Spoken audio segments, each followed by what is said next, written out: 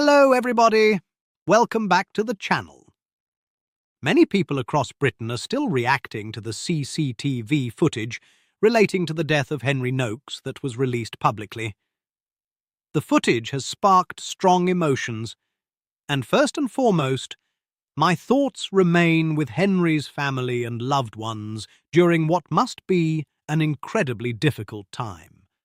The case has reignited debate about policing, criminal justice, and whether different communities receive equal treatment under the law.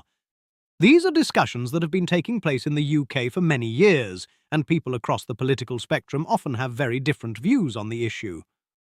Some commentators have questioned whether cases receive the same level of public attention, media coverage, and political response. Others argue that every case has unique circumstances and should be judged individually.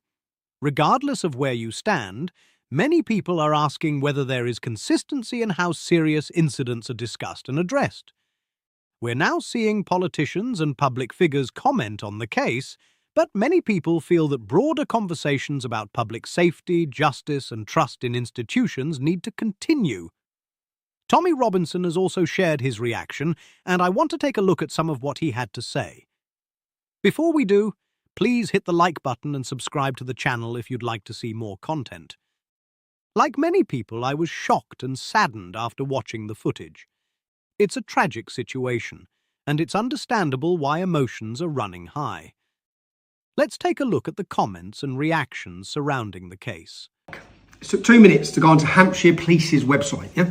Hampshire Police. This is where this institutional racism, this is why the white boy was handcuffed, this is why, whilst dying, this is their policies, okay?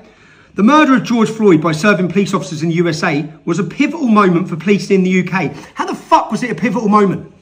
A dead crackhead who died of a drug overdose in the United States in a legal hold by a police officer. But anyway, driving the need for real change. Whilst a tragic event happened in another country, policing across the UK has over many years had a strained relationship with some communities.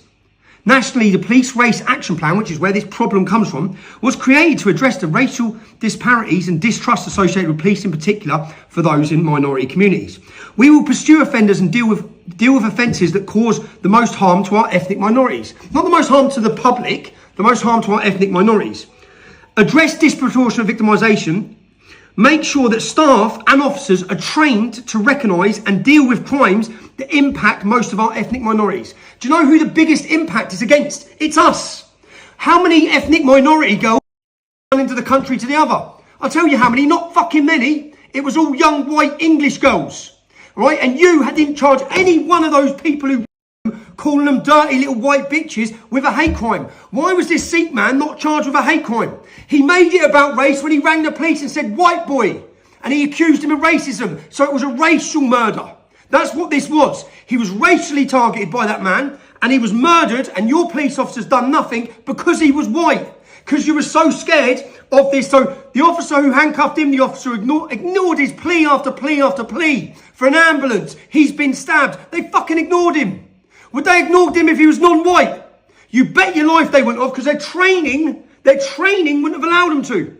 This all comes down to police training, government training. The hierarchy of the police, the head of that police is responsible. Your hands are dirty because you created this atmosphere. Not just the handcuffing officer, you, the government, Keir Starmer, every one of you brought in these policies that attack white people. That's what it is. This is an attack. This is not the white population. You know, for years, do you know, if you look at education, white working class are the biggest underachievers now. Minority groups are excelling whilst our children, and I used to put it down to them being forgotten and neglected.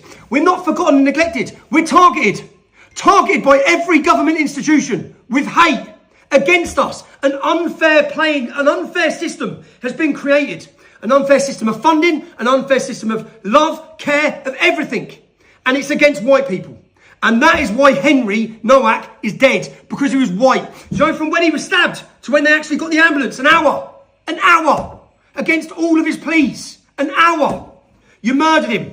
He was murdered. Now, this isn't the moment for real fucking change. Not George Floyd, a dead crackhead in America. A little white boy student with no criminal record who was a loving kid is who's dead. Not criminal. You killed him. You killed him, but just going through this website just infuriates me. It fucking infuriates you. Read what they're doing to us. I'll be there tonight, 6 p.m. at Southampton Police Station to report as people are coming out to show their outrage at what this police force has allowed. This is a police force which tied the hands behind the back of a dying little white kid because of their diversity training. That is why. Because they're scared all the time. This is... Even after the police found that Henry had been stabbed multiple times, they still didn't handcuff Digba. He was not handcuffed. He weren't handcuffed to get him put in the police car. He was treated. They took him to choose what food he wanted with no handcuffs on. Anyone ever been arrested? You're always handcuffed. Well, white boys are anyway. Why weren't they handcuffed at all?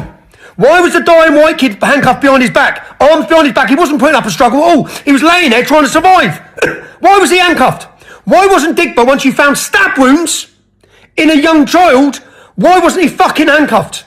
He wasn't handcuffed at all. I've just read it all. He weren't even handcuffed. At all. Even after they found out I'd stabbed him 5 times.